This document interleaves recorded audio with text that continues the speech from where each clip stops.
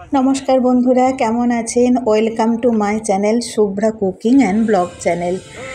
মহরমের ছুটির দিনের গল্পটা আগে একটু করেছিলাম, কিন্তু পুরো গল্পটা না কমপ্লিট করা হয়নি। সেদিন বেরিয়েছিলাম, সত্যি একরাশ কাজ হাতে নেই, কিন্তু কোথাও বেরোনো মানে কি জানেন, ঘরের কাজগুলো সব সেরে বেরোতে হয়। বিশেষ করে বিকেলে বেরোলে ছাদে মেঘ ধরেছে, তাই ছাদের জামা কাপড়গুলো তুলে আনা, পাট করা, জানলা দরজা বন্ধ করা, বিকেলের ফল কাটা, যেই বাচ্চাটা ঘরে আছে তার জন্য একটু টিফিন দিয়ে আসা, এই সব কাজ সেরে তবু আমরা বেরিয়ে পড়েছিলাম বেশ তাড়াতাড়ি 4:30টার সময়। কারণ বিকেল 5টার পরে এই যে আমাদের কেলাম্বক্কম জাংশন, আমি আগেই বলেছি চেন্নাই থেকে 1 ঘন্টা দূরে আমরা থাকি, মানে আমাদের এখান থেকে চেন্নাই আসতে 1 ঘন্টা লাগে। এইখানে কিন্তু 5টার পরে বিশাল জ্যাম হয়ে যায়, যেমন কলকাতায় জ্যাম হয় এখানেও কিন্তু তেমন জ্যাম হয়। আমরা 4:30টার দিকে বেরিয়েছি বলে তেমন জ্যাম হয় না।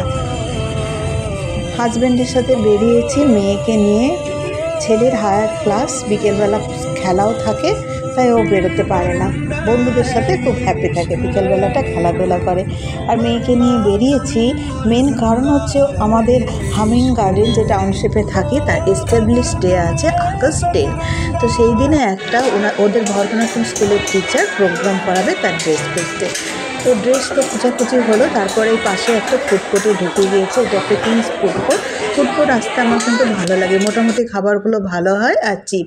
একটু ফুচকা আর পাওভাজি, রোল এইসব খেয়ে আবার বেরিয়ে পড়েছি, কেননা যাব একটু গ্রসারি দোকানে। এই দোকানটা আমার ভীষণ প্রিয়, এই কারণেই খোলামেলা, বড়, ভিড়ভাড়টা ওই জন্য কম হয়। এতটাই বড় যে দোকানের ভিড়টা গায়ে লাগে না, আর A to Z এভরিথিং এখানে পাই। সবথেকে মজার ব্যাপারটা হচ্ছে দোকানটা গ্রাউন্ড ফ্লোরে, না এসকালেটর ইউজ করতে হয় না লিফট, যার জন্য কি হয় আমাদের সময়টাও বেঁচে যায়।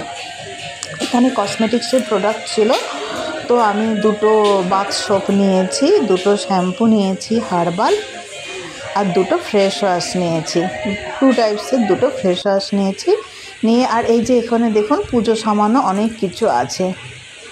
তো এই পুজো সামান থেকেও আমি ছোট ছোট কয়েকটা মাটির প্রদীপ নিয়ে নিয়েছিলাম, যেটা আমার খুব কাজে লাগে। আর খুব সুন্দর সুন্দর আর্টিফিশিয়াল ফ্লাওয়ার ছিল। আর ডান দিকে এইটা বাসনের কর্নার, আমার সত্যি এই বাসনের কর্নারে এর চোখ সরে না। আর পুজোর জিনিসগুলো অসুন্দর ছিল, এগুলো সবই কাঁসা আর পেতল মিশিয়ে। এরকম ছোট ঘটিও আমি একটা নিয়েছিলাম। পরে একদিন অবশ্যই আমি শেয়ার করব যে এই মার্কেট থেকে আমি কী কী কিনেছিলাম, সেটা আমি আপনাদের অবশ্যই দেখাবো। তার জন্য খুব শীঘ্রই আমি একটা ব্লগ বানাচ্ছি। আবারও বলছি, আমি এই ইউটিউব চ্যানেলে নতুন এসেছি, নিজে হাতে ভিডিও করি। এই যে তামিল মহিলাদের দেখেছেন, এরা কিন্তু ফুল ছাড়া মাথায় বেরোয় না।